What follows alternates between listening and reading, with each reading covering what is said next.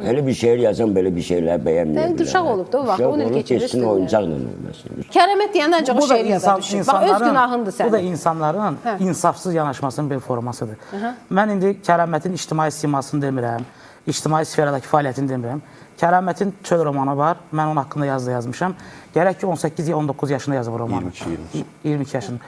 Onu oxumayan adam Kərəmətin haqqında bayağı demək, o şeirin üzərindən Kərəməti təhqir demək. Kərəmətin ilə statusları yetərlidir ki, onun düşüncəsini təfəkkürən, onu sevə-sevə, onun statuslarını oxuyuram, sevə-sevə. Ədəbiyyat adamı kimi ortalığa qoyduğu əsər.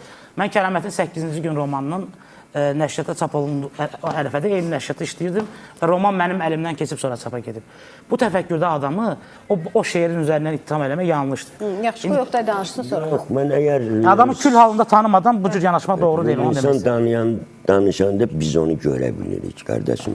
Elə də oxumaram da heç mən boş şeylər. Yanlış, çünki mən elə adamları qoyub onu qətiyyən oxumaram. Çünki onun danışığından onun kim olmağı... Artıq sən bana qıcığın var, ön yarğın var.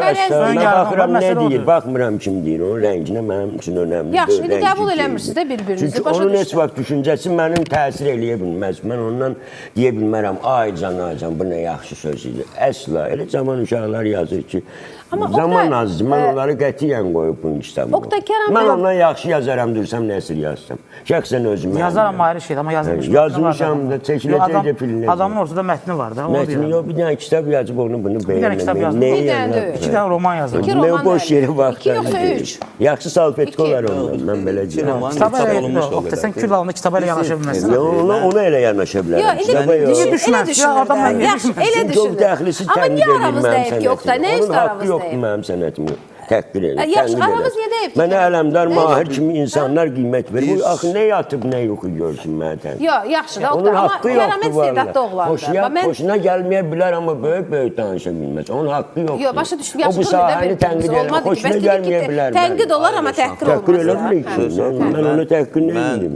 Siz, Oqtay bəy şirləri normal qəbul edirəm.